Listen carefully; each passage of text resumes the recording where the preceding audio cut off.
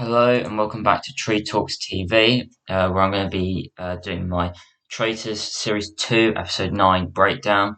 Don't think this will be as long as the Series 2 Episode 8 Breakdown, because Episode 8 was absolutely crazy, but there's still a fair bit to talk about.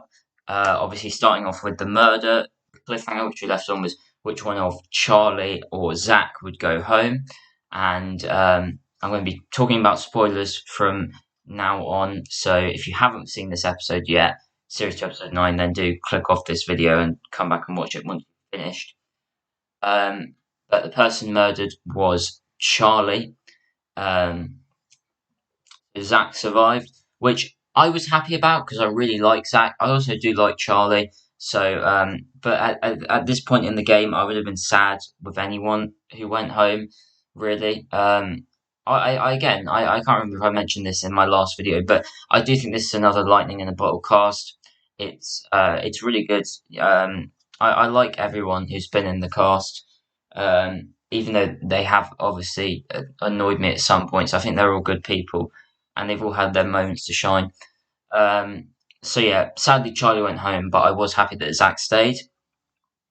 And at the breakfast table, Molly kind of is close to figuring out Harry because she's saying, "Oh, why are you still here? You're like the ultimate traitor hunter," and she doesn't clock that he's a traitor. But I think it's possible she might in the next 3 episodes. I can definitely see Molly making it to the finale.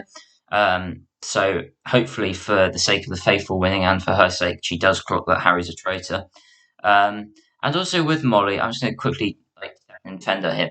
I've seen some pretty harsh comparisons. I mean, I've seen like some pretty harsh talk about most of the faithfuls this year, but like I've seen some comparisons of Molly to like Meryl, and while Molly is no like Sherlock Holmes in this game, she's not really close to Meryl. I think she's playing a decent to good game. She has been quiet, but she's now starting to speak up. She clocked onto Paul. She's at least following a trail of logic, and which might lead her to Harry being a traitor. Yes, she's made some wrong accusations, but literally everyone has in the game, apart from obviously Jasper Christie, who knows who is a traitor before they even become a traitor. Um, so yeah, I think most of the faithfuls have had a good moment in this series. So I do think some of the stuff more generally is pretty harsh about the people on this show. And then we get the amazing moment where Jasper Christie talks to Zach and Evie and says about how he thinks Harry is a traitor because of how he nailed Paul. I think later on he described Harry's takedown of Paul as like psychic, which obviously he's completely correct on. And he's also talking about how Harry relayed the information Jazz told him about how Paul was a traitor to Paul. Jazz has clocked did take place in the traitor's turret. Jazz is an incredibly smart. He's definitely the smartest player across the first 2 seasons of Traitors UK, and I've not watched very much of the international seasons, but I imagine he ranks pretty highly in the smartest players across those series. I think he is my favourite contestant, probably closely followed by Zach and Harry and probably Evie now. But I mean, Jazz is absolutely brilliant, and I really, really, really hope he isn't banished in episode 10, which when I'm recording this and when you hopefully should be watching this, um, airing tonight. I really want to see Jazz make it to the final. Then it goes to the mission, which, oh my word, I would absolutely hate to do this mission. I'd be so claustrophobic. I'd be begging to stay up in the cabin. And honestly, I'd probably be like Evie, sacrificing myself to keep the lights on because I would not want to crawl through that tunnel. Um, absolutely, absolutely horrible. And Charlotte gets a ton of attention in this episode, and particularly during this mission when she's looking for the shield to protect her from murder. She finds the shield, but she can't retrieve it, and it's actually Harry who retrieves it.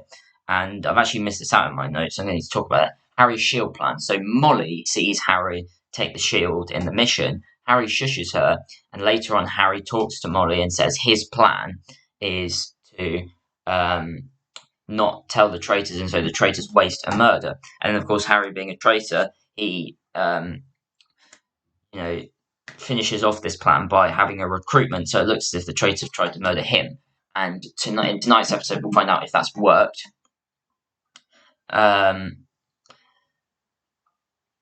But I think he overplayed it because Molly knows he had the shield, and I don't actually remember this, but apparently he told in this episode Jazz and Zach that he had the shield as well. So he's already ruled out 3 of those as potential traitors, leaving just Andrew, Ross, Evie, and Jasmine as potential traitors. Now, obviously, it's very possible that Jasmine will get banished tonight. It's also, I think, possible that they'll get a traitor tonight, Ross or Andrew. Maybe they'll get Harry if this shield plan backfires. We don't know. It really depends if, like, Zach and Evie join forces with Jazz, which I could definitely see happening because Zach and Evie are very good faithfuls, but they've not. They don't think it's Harry from the point we last saw. And then on the way back from not on the way back from the mission, once they're back from the mission, Ross questions Harry with Jazz in the pool table room and someone else, but I can't remember who, saying, yeah, what I mentioned earlier, Jazz saying that it was psychic, and I think Ross says something along the lines of he would play a good traitor. And then they go to the round table, and it's a kind of, I think you can kind of see what way the wind is blowing. I think I did predict this one. Charlotte is banished, and she does say in her leaving speech that she was kind of collateral damage to Paul, which I can see that. Charlotte has massively grown on me. I never disliked her, but she was kind of annoying me in the earlier episodes with the stuff she was saying about Zach, which I thought was really harsh. But she's grown on me. She had a great moment where she realised why she was still in the game and turned on Paul. In her appearance on Uncloaked, when she finds out who the traitors are, she's clocked that Andrew is a recruited traitor. So clearly she's quite smart, but was for times blindsided by Paul. So I do think Charlotte was a good faithful. Might be controversial to say, but she definitely grew on me. I was sad to see her go, but I would have been sad to see anyone go at this point with how close. With how close as a viewer you feel to the remaining contestants. And then Zach actually votes for Jasmine, and they have a little conversation about that in the kitchen, and then they'll go home, and Harry and Andrew, mainly Harry, choose to recruit Ross, and Claudia makes one of the best quotes of the entire series, saying, "Oh, another man, it's like the olden days," which is a very good quote, and it's just nice in a game in a reality show like this. It's got that kind of moments of light comedic relief, which is I might make a whole video on this, which is why the missions are so important. They're there to kind of lighten the show up. Otherwise, it could feel really, really it could kind of get you down, which it is meant to do in parts, but it's also meant to be a nice thing to watch in parts as well. So they recruit Ross. Ross is like, "Oh, I don't want to join them," and he's like, "Oh no." Diane would say, "Go and join them." So Ross goes and joins the traitors, and he sneakily asks Harry why Diane was murdered. And Harry, not knowing that Ross is Diane's son, says, "Oh, she was getting too brave or whatever, so he put her in her place." And then the end of the episode is Ross vowing revenge. I'm not sure how this is going to go. I really can't predict how this final week is going to play out. I'm very excited to see how it will go. If Ross will get revenge, I don't mind. I always root for the faithfuls. I wouldn't mind Harry winning or Andrew winning. I wouldn't mind any of these last 8 people winning, really, because I like all of them. I think they're good, likable people. I think there are some really talented players amongst them, so I wouldn't mind any of them winning.